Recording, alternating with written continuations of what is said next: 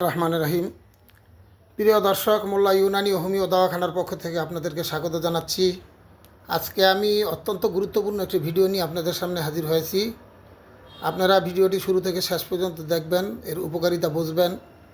আজকের ভিডিও হচ্ছে মাইগ্রেন, অর্থাৎ মাথা ব্যথা, মাথার এক পাশ ব্যথা, সারা মাথা ব্যথা, কপালের দিকে ব্যথা।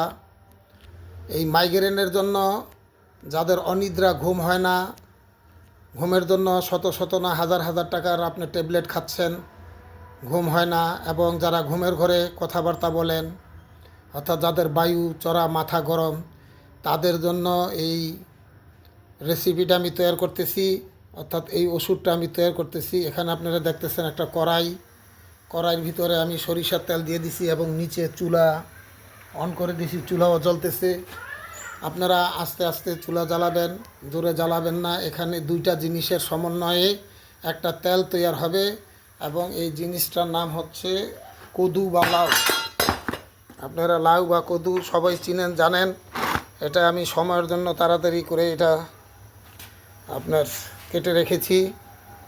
এখন এই তেল যখন গরম হবে এবং এই আস্তে আস্তে এই কদুগুলি দিয়ে দেওয়া হবে। আপনারা দেখতে থাকেন।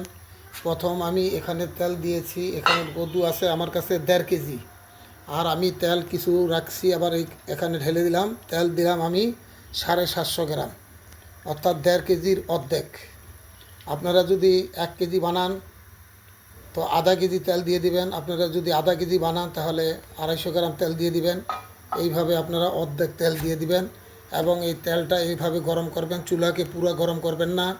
তার কারণ হচ্ছে যখন আপনার লাউর টুকরা এখানে দেবেন, দেওয়ার সাথে সাথে এখানে একটা কি বলেন ফেনা হবে, এবং ফেনা উঠবে, পুরা কড়াই ভরে যাবে। পাতিলা আপনাদের বড় হতে হবে। আপনারা যদি কেউ বানান, বড় পাতিলা নিয়ে নেবেন, যেন ওই ফেনাটা যেন ওই পাতিলার মধ্যে সংকুলন হয়।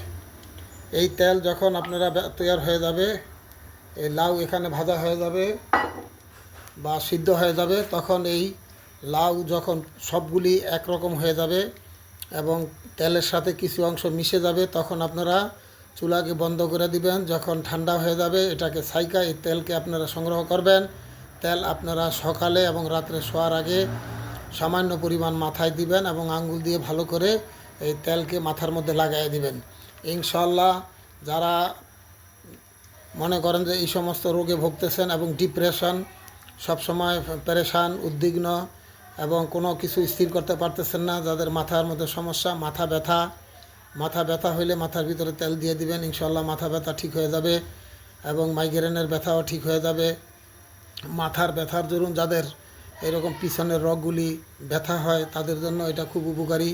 এবং যারা পাগলামি করে, অর্থাৎ নতুন পাগল যারা, এদেরকেও আপনি তেল ব্যবহার করলে ইনশাল্লাহ মাথা মস্তিষ্ক ঠিক হয়ে যাবে, ঠান্ডা হয়ে যাবে।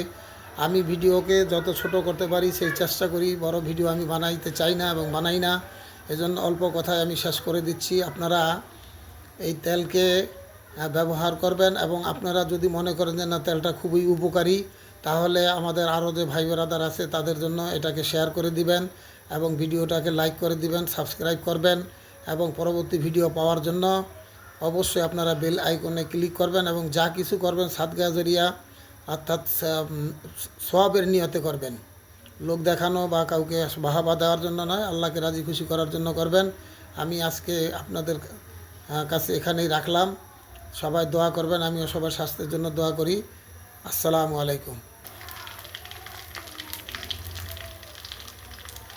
আপনাদেরকে তেলটা ভাজা দেখানোর জন্য আমি আবার স্টার্ট করছি এবং দেখাইলাম যে একটা পিস আমি ছেড়ে দিছি। ছাড়ার পরে দেখেন সেটা কি পরিমাণ আপনার ফেনা হইতেছে, এবং চুলাকে খুবই ডিম করে দিতে হবে, তা না হলে এটাকে সংকুলন করা যাবে না, অতিরিক্ত ফেনা উঠে যাবে। এইভাবে আপনারা লাউগুলি দিতে থাকবেন একটা একটা করে। ভিডিওটা যদিও ছোট করতে চাচ্ছিলাম, কিন্তু আপনাদেরকে দেখানোর জন্য পরবর্তীতে আবার একটু নিয়ে নিলাম।